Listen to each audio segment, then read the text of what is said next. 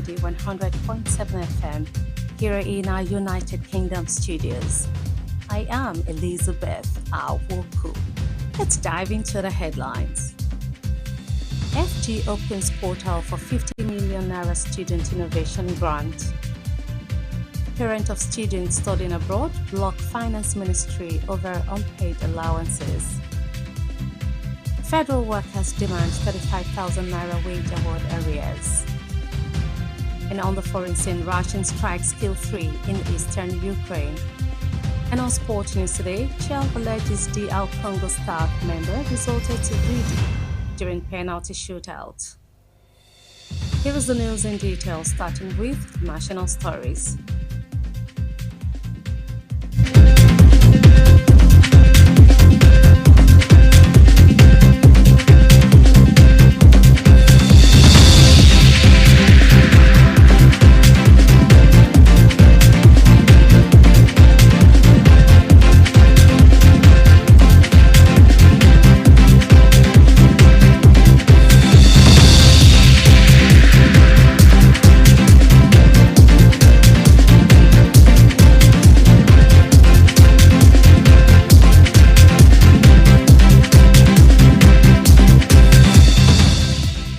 The federal government has opened the application portal for the Student Venture Capital Grant, a new national initiative aimed at supporting student-led innovation with equity-free grant of up to 50 million naira. The announcement was made in a statement issued by the Federal Ministry of Education and signed by Debori Owofolashade, Director of Press and Public Relations, on Monday. At the launch, the Minister of Education, Tunji Alausa, said the initiative was central to the government innovation drive. The minister said the president has challenged them to look for the next moonshot within the tertiary institutions. The ministry also said the grant is targeted at students building innovations in STEM fields: science, technology, engineering, mathematics, and medical sciences. Parents of Nigerian students studying abroad on government scholarships on Monday blocked the entrance of the Federal Ministry of Finance in Abuja, demanding the payment of outstanding allowances owed to their children. The protesters said their children, who are on various bilateral education agreements and other scholarship schemes, have not received their stipends for 16 months, while an additional 8-month shortfall remains unsettled. Federal civil servants have called on the federal government to urgently clear the outstanding 3 months of the 35,000 naira wage award, citing the rising cost of living and the critical role the areas play in alleviating financial pressures. The wage award, negotiated with labor unions in 2023, was intended as a temporary cushion to ease workers' burdens during government's ongoing economic reforms. At the time, labor unions had threatened nationwide strikes if their demands for improved compensation and cost of living adjustment were not met. While 5 months of the wage award have been partially paid in staggered tranches, workers have voiced growing frustration over the delay in completing the remaining payment. The Nigerian Labour Congress and the Trade Union Congress have repeatedly called on the government to honor its commitment. Thank you for staying tuned. Newsline returns shortly. Stay with us.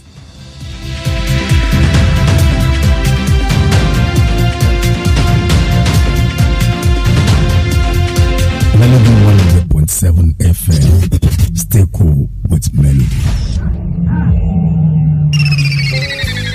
Doing business without advertising is like winking at a girl in the dark.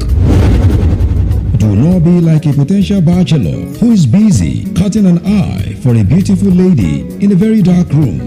Give your business the much needed publicity it deserves. Come do business with us by advertising your goods and services on Melody 100.7 FM Ibadan, and let's use our platform to uplift your own. Advertise with us by contacting our marketing department at number 2 MB Makpaderu Street, Bodewasimi, Basharun, Ibadan, Oyo State, Nigeria. Telephone 0915 500 107. That is 0915 500 107. 0807. You can also follow us on all our social media platforms at Melody 107 FM. At Melody FM Ibadan, we help make your business to blow. Yaga yaga. Melody FM, your real home of entertainment. Stay cool, stay cool. This Melody. Melody 100.7 FM.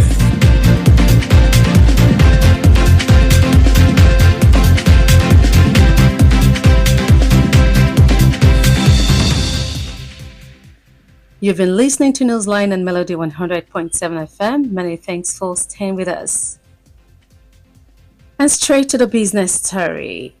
The federal government is set to establish 500 compressed natural gas refueling stations across the country within 3 years as part of efforts to accelerate Nigeria's transition to cleaner, cheaper fuels and ease pressure on petrol consumption. This follows the conclusion of discussions between the Midstream and Downstream Gas Infrastructure Fund and Chinese equipment manufacturer Endurance Group on the rollout of large-scale CNG infrastructure. The executive director of the MDGIF, Oluwole Adama, disclosed in a statement on Sunday. The statement read, "The Midstream and Downstream Gas Infrastructure Funds concludes discussion with leading Chinese manufacturer Endurance Group to make available 500 CNG refueling stations across Nigeria for the next 3 years.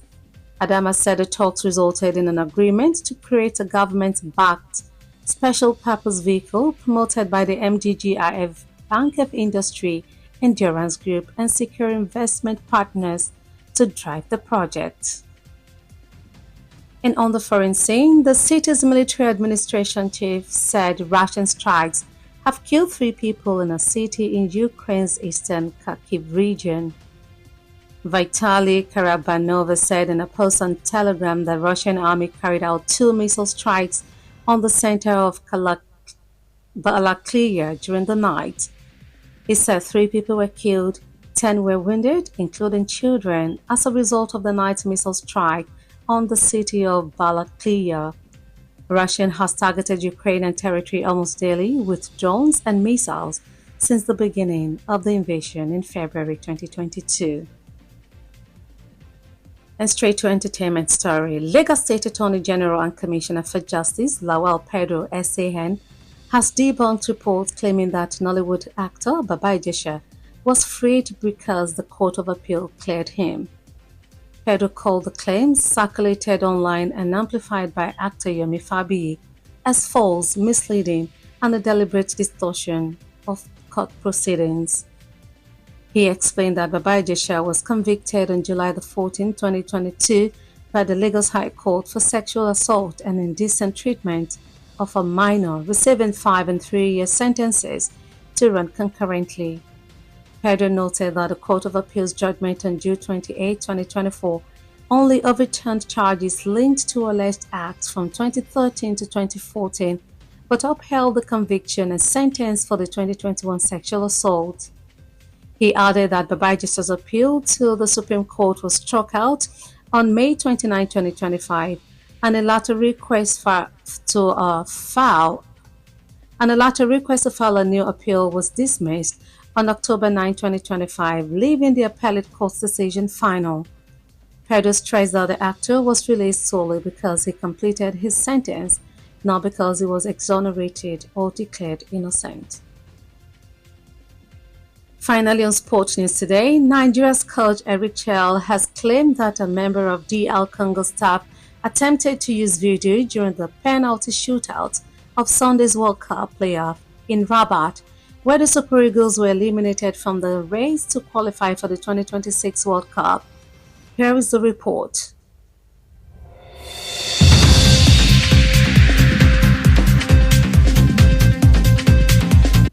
Eric, coming towards the end of the game, I could see that you were a bit frustrated with maybe some of the DR Congo staff members.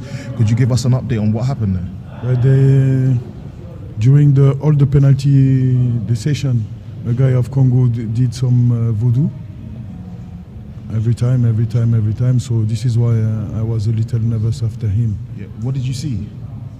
Yeah, something like that. You know, with the I don't know if it's a water or something like that, you know. So I don't know. Quel est votre message en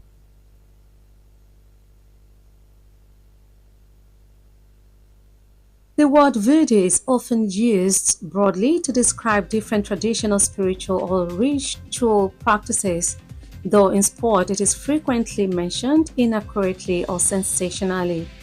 Coaches, players, or supporters sometimes make such accusations to imply that a result was influenced by supposed supernatural tactics rather than strategy or performance. Nigeria's run came to an end after a 4-3 penalty shootout loss following a 1-1 draw over 120 minutes at the Prince Moulay Abdallah Stadium. This defeat means the Super Eagles will miss the World Cup for the second time in a row. Before we end Newsline this afternoon, here is a recap of the highlights.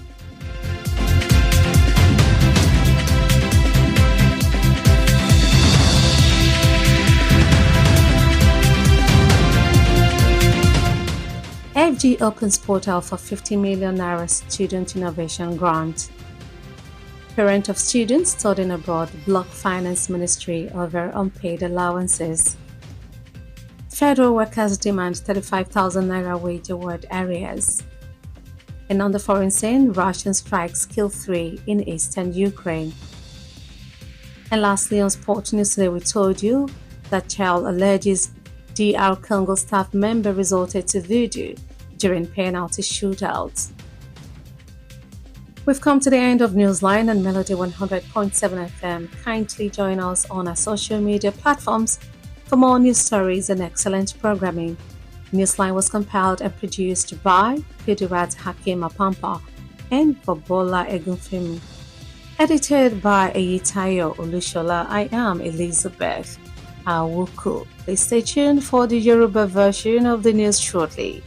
Good afternoon. Thank you for listening.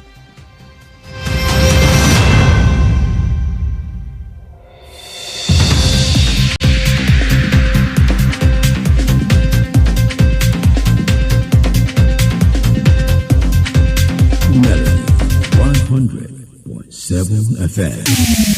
ìrẹ̀ orin ló ní gbó ìrẹ̀ ẹ̀fọ̀n ló lọ̀dàn ẹja ló ní bú Melody 100.7 FM Ìbàdàn ló lórin àtètò aládìídùn ẹ máa gbọ́. ìròyìn ní ìkànnì Melody 100.7 FM Ìbàdàn.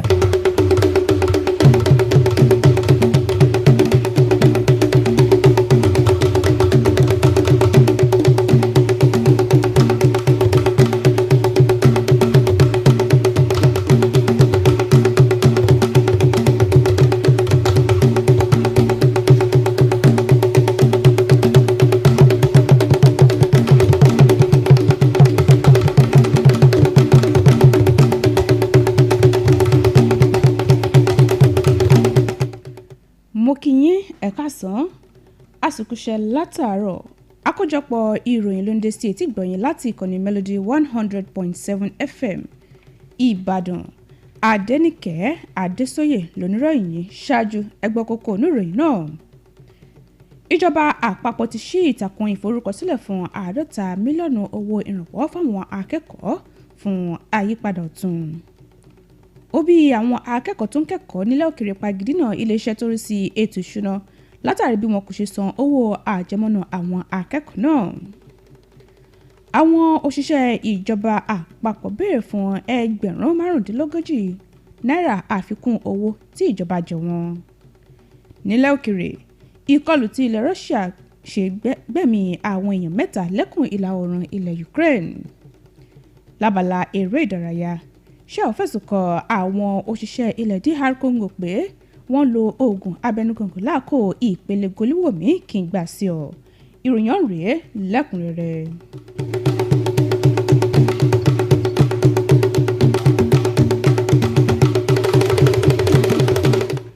Ìjọba àpapọ̀ ti ṣí ìtàkùn ìforúkọsílẹ̀ fún owó ìrànwọ́ àwọn akẹ́kọ̀ọ́ fún ìdàgbàsókè ọ̀tun èyí tó tó 50 mílíọ̀nù náírà èyí tí wọ́n gbé kalẹ̀ láti ṣe àtìlẹ́yìn fún àwọn akẹ́kọ̀ọ́.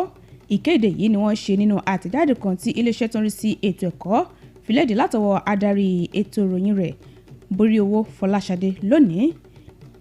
níbi ìfilọ́lẹ̀ ètò náà mínísítà fún ètò ẹ̀kọ́ Túnjí Aláùsá sọ pé ètò ọ̀hún jẹ́ ara àfojúsùn ìdàgbàsókè ìjọba. Mínísítà náà sọ pé ààrẹ ti pè wọ́n níjà láti mú nǹkan tí ó wúni lórí jáde nínú àwọn ilé ẹ̀kọ́ gíga ilẹ̀ yìí fáwọn akẹ́kọ̀ọ́ tí iléeṣẹ́ ọ̀hún tún sọ pé ètò owó náà wà fún àwọn akẹ́kọ̀ọ́ tó ń lépa àyípadà ohun ìdàgbàsókè ọ̀tun nínú ìmọ̀ sáyẹ́ǹsì, ìmọ̀ ẹ̀rọ, ìmọ̀ ojú ẹ̀rọ, ìṣirò àti ètò ìlera.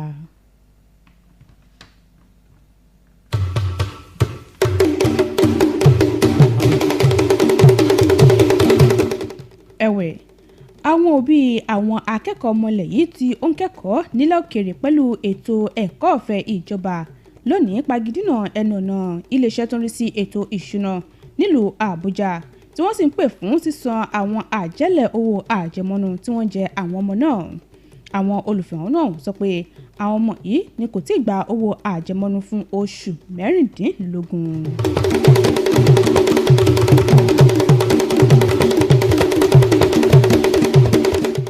Nínú ìròyìn míì, àwọn òṣìṣẹ́ ìjọba àpapọ̀ ti ké sí ìjọba àpapọ̀ ilẹ̀ yìí láì tètè yanjú àjẹ́lẹ̀ àfikún $45 náírà tó jẹ wọ́n fún oṣù mẹ́ta tí wọ́n sì tọ́ka sí bí iye àwọn nǹkan ṣe gbẹnu sókè àti ipa tí owó náà kó nínú mímú ìdẹ̀rùn bá ètò ìṣúná wọn.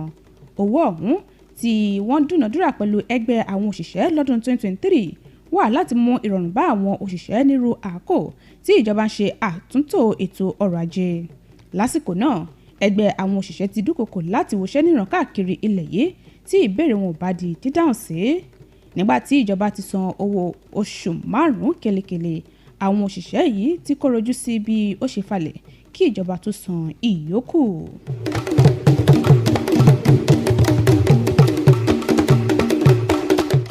Àkójọpọ̀ ìròyìn lẹ́ ń gbọ́ lọ́wọ́ láti ìkànnì Melody 100.7 FM Ìbàdàn. Ìròyìn tẹ̀síwájú láìpẹ́.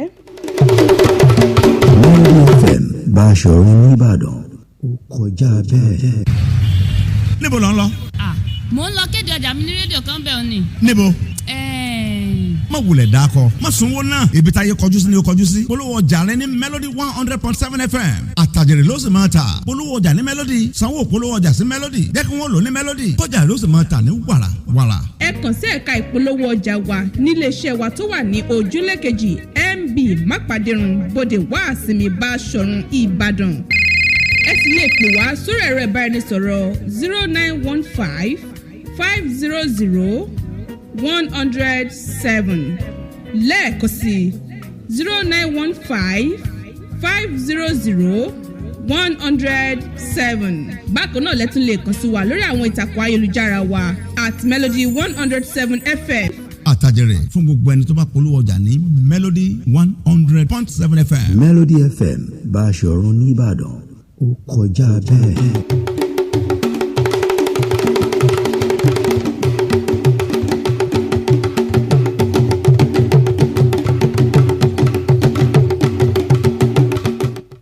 Káàbọ̀ padà, àkójọpọ̀ ìròyìn tẹ̀síwájú. Ìjọba àpapọ̀ ti ṣetán láti ṣe àgbékalẹ̀ ilé ìtajà afẹ́fẹ́ gáàsì CNG 500 káàkiri orílẹ̀-èdè yìí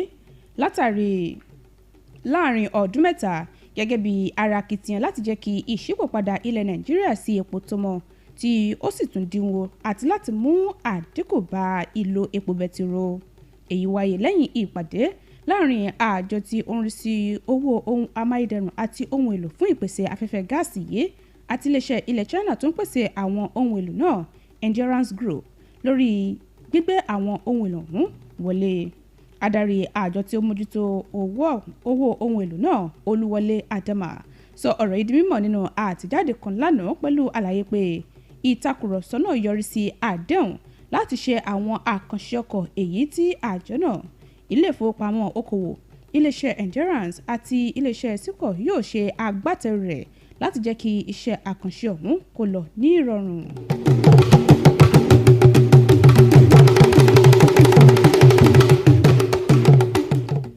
Nílẹ̀ òkèrè, adarí ológun lẹ́kùn Kharkiv sọ pé ìkọlù tí ilẹ̀ Russia ṣe ti gbẹ̀mí àwọn èèyàn 3 nínú ìlú kan lẹ́kùn ìlà oòrùn ilẹ̀ Ukraine.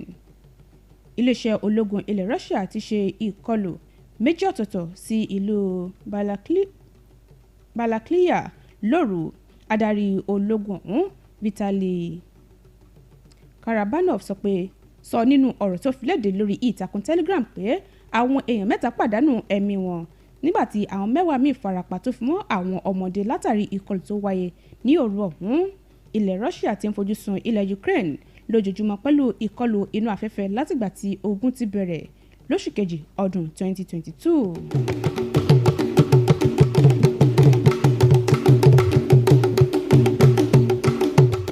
Nínú ìròyìn amúlùdùn, agbẹjọ́rò àgbà fún ìpínlẹ̀ Èkó tuntun jẹ́ kọmíṣánná fẹ́tò ìdájọ́ Lawal Pedro ti tako ìròyìn pé wọ́n yọ̀ǹda òṣèrékùnrin ilẹ̀ yìí ní Bàbá Ìjẹ̀ṣà látàrí pé ilé-ẹjọ́ kòtẹ́milọ́rùn dá láre. Pedro ṣàlàyé pé ìròyìn náà tí ó ti ń jà rìnrìn lórí ìtàkùn ayélujára èyí tí òṣèré Yomi Fabiyi ń tàn kálẹ̀ jẹ́ irọ́ pátápátá tó lè ṣini lọ́nà àti mímọ̀ọ́mọ̀ dàbàrú ìdájọ́ ilé-ẹjọ́. Ó ṣàlàyé pé ilé-ẹjọ́ gíga ìpínlẹ̀ Èkó dá Bàbá Ìjẹ̀ṣà lẹ́bi lọ́jọ́ 14 oṣù keje ọdún 2022 fẹ̀sùn ìtàbùkù ẹni lọ́nà ìbálòpọ̀ àti wíwùwà àìtọ́ sí ọmọdé tó sì rán lẹ́wọ̀n ọdún 5 àti ọdún 3 èyí tí yóò lò papọ̀ lásìkò kan náà. Pedro ṣàlàyé pé ìdájọ́ tí ilé-ẹjọ́ kòtẹ́milọ́rùn gbé kalẹ̀ lọ́jọ́ 28 oṣù kẹfà ọdún 2024 kàn yí àwọn ẹ̀sùn èyí tó so mọ́ ìwà náà láti ọdún 2013 sí ọdún 2014 padà, àmọ́ tó fìdí ìdájọ́ fẹ̀sùn ìtàbùkù ẹni lọ́nà ìbálòpọ̀ tọdún 2021 múlẹ̀. Ó fi kún pé ìpẹ̀jọ́ Bàbá Ìjẹ̀ṣà ní ilé-ẹjọ́ tó ga jùlọ nílẹ̀ yìí ní ilé-ẹjọ́ náà dànù lọ́jọ́ 29 oṣù karùn-ún ọdún 2025. Pedro ṣàlàyé pé òṣèré náà ti lo iye ọdún tó yẹ kó lò lẹ́wọ̀n tí kì í sì ṣe pé wọ́n ṣíjú àánú wò ó tàbí pé wọ́n dá láre.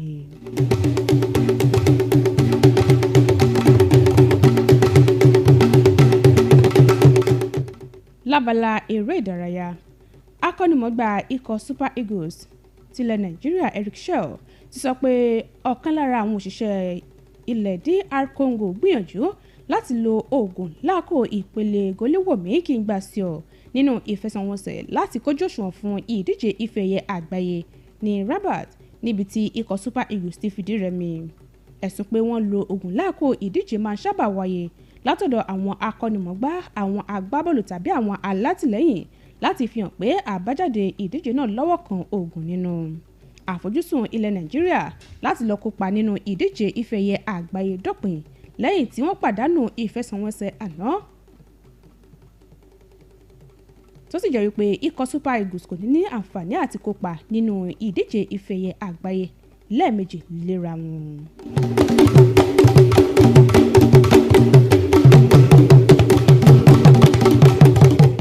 Ká tó mú ìròyìn wá sópin, ẹgbẹ́ àwọn kókó tá a mẹ́nubà lẹ́ẹ̀kan sí i.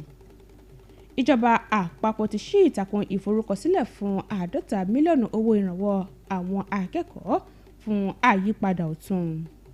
Òbí àwọn akẹ́kọ̀ọ́ tí ó ń kẹ́kọ̀ọ́ nílẹ̀ òkèrè lábẹ́ ètò ẹ̀kọ́ ọ̀fẹ́ ìjọba pagidínà iléeṣẹ́ tó rí sí ètò ìṣúná látàrí bí wọn kò ṣe san owó àjẹmọ́nú àwọn akẹ́kọ̀ọ́ náà. Àwọn òṣìṣẹ́ ìjọba àpapọ̀ béèrè fún ẹgbẹ̀rún 45 náírà àfikún owó tí ìjọba jẹ wọ́n. Nílẹ̀ òkèrè, àfitún létí pé ìkọlù tí ilẹ̀ Russia ṣe gbẹ̀mí àwọn èèyàn 3 lẹ́kùn ìlà oòrùn ilẹ̀ Ukraine. Lábala eré ìdárayá, akọ́nimọ̀ọ́gbá ikọ̀ Super Eagles Eric Shell fẹ̀sùn kan àwọn òṣìṣẹ́ ilẹ̀ DR Congo pé wọ́n lo oògùn abẹnugọ̀ngọ̀ láàkó ìpele goliwomi kí n gbà sí ọ nínú ìfẹsẹ̀wọnsẹ̀ tó wáyé lálẹ́ àná. Tó èyí ló pin àkójọpọ̀ ìròyìn wa fún tòní láti ìkànnì Melody 100.7 FM Ìbàdàn. Ẹ lè darapọ̀ mọ́ wa lórí àwọn ìtàkùn ayélujára fún àkójọpọ̀ ètò àti ìròyìn síwájú sí i. Kudirat Hakeem Apampa àti Bọ̀bọ́lá Egunfẹ́mi ló ṣe àkójọpọ̀ ìròyìn. Èyítáyọ̀ Olúṣọlá lolóòtú ìròyìn. Adéníkẹ́ Adésóyè ló kà sétìgbọ̀yìn. Mo kí yín ẹ máa yáṣẹ́ o.